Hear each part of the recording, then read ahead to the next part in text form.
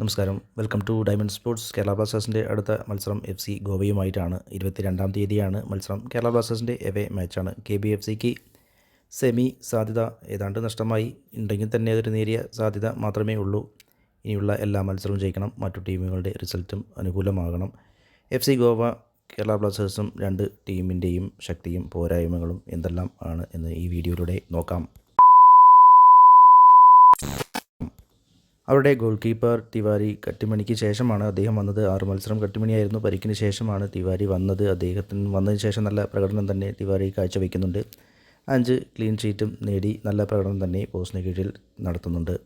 കേരള ബ്ലാസ്റ്റേഴ്സിലേക്ക് നോക്കിയാൽ സച്ചിന് തുടക്കം ഏതാണ്ട് എല്ലാ മത്സരവും സച്ചിൻ കളിച്ചിട്ടുണ്ട്. പക്ഷേ മികച്ച പ്രകടനം നടത്താൻ അദ്ദേഹത്തിന് സാധിക്കുന്നില്ല. കഴിഞ്ഞ സീസണിലെ പ്രകടനത്തിൻ്റെ നിഴൽ മാത്രമാണ് ഈ സീസണിലേത്. മിസ്റ്റേക്ക് ഒത്തിരി വരുത്തുന്നുണ്ട്. ഡിസിഷൻ മേക്കിങ്ങിലും തെറ്റുകൾ പറ്റുന്നു. അദ്ദേഹത്തിൻ്റെ റിഫ്ലക്ഷനും മോശമാണ്. ഇത് കേരള ബ്ലാസ്റ്റേഴ്സിന് സച്ചിൻ്റെ പ്രകടനം കുറച്ചുകൂടി മെച്ചപ്പെടേണ്ടതുണ്ട് ഈ മത്സരത്തിൽ. പിന്നെ അവരുടെ ഡിഫൻസ് ലൈൻ നോക്കിയാൽ ലെഫ്റ്റ് ബാക്ക് സാങ്വാൻ, സെൻട്രൽ ഡിഫൻഡേഴ്സായ സന്ദേശ് ചിങ്ങനും ഓഡയും, പിന്നെ റൈറ്റ് ബാക്കായ ബോറിസും ഇവർ നല്ല പ്രകടനമാണ് കാഴ്ചവെക്കുന്നത്. ഈ സീസണിലെ മോഹൻ ബഗാനും FC ഗോവയുടെയും ഡിഫൻസ് ലൈൻ നല്ല പ്രകടനമാണ് കാഴ്ചവെക്കുന്നത്. ശക്തമായ ഡിഫൻസ് തന്നെയാണ് ഇവരുടേയും. ഈ ഡിഫൻസ് ലൈനിൽ 4 പേരും സക്സസ് പാസ്സായാലും ഇൻ്റർസെപ്ഷൻ ആയാലും മോസ്റ്റ് ടച്ചസ് ആയി നോക്കിയാലും നല്ല പ്രകടനമാണ് അവർ കാഴ്ചവെക്കുന്നത്. ഇതിലെ ബോറിസാണ് കേരള ബ്ലാസ്റ്റേഴ്സിൻ്റെ ആദ്യ പാദ മത്സരത്തിൽ ഗോൾ അടിച്ചത്. അദ്ദേഹത്തിന് കയറി വരാനും ആരും മാർക്ക് ചെയ്യാനും ഉണ്ടായിരുന്നില്ല. അദ്ദേഹത്തിന് ഒരു ഷൂട്ട് ഗോൾ നമ്മുടെ സച്ചിന് തടയാനും സാധിച്ചില്ല. മിസ്റ്റേക്ക് വന്നു. അതിലൂടെയാണ് അവർ കളി ജയിച്ചത്. കേരള ബ്ലാസ്റ്റേഴ്സ് അതുവരെ ആ മത്സരം നല്ല പ്രകടനമാണ് കാഴ്ചവെച്ചത്. പക്ഷേ ഇങ്ങനെ ഒരു മിസ്റ്റേക്കിലൂടെ അന്ന് തോൽവി വഴങ്ങി. കേരള ബ്ലാസ്റ്റേഴ്സിൻ്റെ ഡിഫൻസ് ലൈൻ നോക്കിയാൽ നവോച്ച സിംഗ്, പിന്നെ സെൻട്രൽ ബാക്കായ റിൻസിൻ ഹോമിയാണ്. അതിൽ ഹോമി ഫാം സസ്പെൻഷൻ മൂലം ഈ മത്സരം ഉണ്ടാവില്ല. പകരം ആരാ വരുന്നത് എന്ന് അറിയില്ല. എന്തായാലും നോക്കാം. പിന്നെ സന്ദീപുമാണ്. KBFC ഡിഫൻസ് ഗോവയെക്കാളും മോശം പ്രകടനമാണ്. മിസ്റ്റേക്കുകൾ വരുത്തുന്നുണ്ട്. കൃത്യമായ മാർക്കിങ്ങിൽ വീഴ്ച വരുത്തുന്ന അതുമൂലം ഗോൾ കൺസീഡ് ചെയ്യുന്നുണ്ട്. കൂടാതെ ഡിഫൻസ് തമ്മിലുള്ള കമ്മ്യൂണിക്കേഷൻ എറേഴ്സും വരുത്തുന്നുണ്ട്. ഇതെല്ലാം KBFCയുടെ തോൽവിക്ക് ഇതുവരെയുള്ള മെയിൻ കാരണവും ഇത് തന്നെ ഡിഫൻസും ഗോൾ കീപ്പിങ്ങുമാണ്. അത് കേരള ബ്ലാസ്റ്റേഴ്സ് മെച്ചപ്പെടുത്തേണ്ടതുണ്ട് ഈ മത്സരത്തിൽ. ഇനി അവരുടെ മിഡ്ഫീൽഡ് നോക്കിയാൽ അവരുടെ ഡിഫൻസീവ് മിഡ്ഫായ മക്യു നല്ല പ്രകടനമാണ് കാഴ്ചവെക്കുന്നത്. അദ്ദേഹം തുടക്കത്തിൽ തന്നെ തടയാൻ അവർക്ക് എതിരെ വരുന്ന എല്ലാ അറ്റാക്കും തുടക്കത്തിൽ തന്നെ തടയാനും അദ്ദേഹത്തിന് സാധിക്കുന്നുണ്ട്. കൂടാതെ അവരുടെ അറ്റാക്കിനെ നേതൃത്വം വഹിക്കാനും അദ്ദേഹത്തിന് നല്ല രീതിയിൽ കഴിയുന്നുണ്ട്.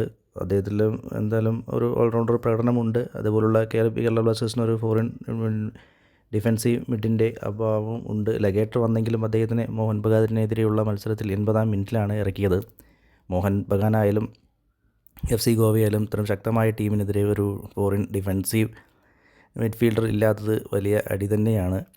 എന്തായാലും ഗോൾ വഴങ്ങിയ ശേഷം ഇവർക്കെതിരെയുള്ള ഒരു തിരിച്ചുവരവ് അസാധ്യമാണ്. അതിനാൽ ലഗേറ്ററെ കൂടി കേരള ബ്ലാസ്റ്റേഴ്സ് ഇറക്കേണ്ടതുണ്ട്.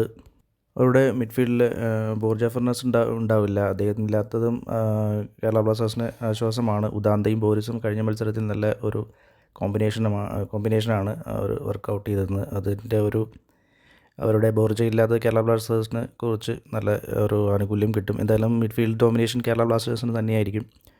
പിന്നെ ലൂണയുടെ പ്രകടനവും കേരള ബ്ലാസ്റ്റേഴ്സിൻ്റെ റിസൾട്ടിനെ കൂടുതൽ ലൂണിയുടെ പ്രകടനവും ആശ്രയിച്ചായിരിക്കും കേരള ബ്ലാസ്റ്റേഴ്സിൻ്റെ റിസൾട്ട്. എന്തായാലും സ്ട്രൈക്കിംഗ് സോൺ നോക്കിയാൽ അവരുടെ സാദിഖ് 9 ഗോൾ നേടിയിട്ടുണ്ട്. നമുക്കാണെങ്കിൽ ജീസസ് ജിമിനസ് 11 ഗോളും പെപ്ര 5 ഗോളും നേടിയിട്ടുണ്ട്. ശക്തമായ ഒരു സ്ട്രൈക്കിംഗ് കോംബോ കേരള ബ്ലാസ്റ്റേഴ്സിന് തന്നെയാണ്. പക്ഷേ ഇതെല്ലാം എന്ത് തന്നെ ഗോൾ അടിച്ചാലും നമ്മുടെ ഡിഫൻസ് വരുത്തുന്ന പിഴവുകളാണ് കേരള ബ്ലാസ്റ്റേഴ്സിന് അടിയാവുന്നത്. ഒരു ഗോളെങ്കിലും അവർക്ക് അടിച്ചാൽ പിന്നെ അവരെ നമുക്ക് തിരിച്ചുവരവ് കുറച്ച് അസാധ്യമാണ് ഗോവ ടീമിനെതിരെ. അതാണ് കഴിഞ്ഞ ആദ്യ പാദ മത്സരത്തിലും നമുക്ക് കാണാൻ കഴിഞ്ഞത്. എന്തായാലും പരമാവധി അവരെ ഗോൾ അടിക്കാതെ നോക്കുക എന്നതാണ് കേരള ബ്ലാസ്റ്റേഴ്സ് ആദ്യം ചെയ്യേണ്ടത്. പിന്നെ കഴിഞ്ഞ മത്സരത്തിലെ ആദ്യ 25 മിനിറ്റ് നമുക്ക് നന്നായി മോഹൻ ബഗാനെതിരെ കളിച്ചതുപോലുള്ള ആ ഒരു അതേ രീതിയിലുള്ള മാച്ച് ഉടനീളം കളിക്കാൻ കേരള ബ്ലാസ്റ്റേഴ്സിന് സാധിക്കണം. ഗോള് വഴങ്ങാതിരിക്കാൻ കേരള ബ്ലാസ്റ്റേഴ്സ് ശ്രമിച്ചാൽ തീർച്ചയായും വിജയിക്കാൻ സാധിക്കും.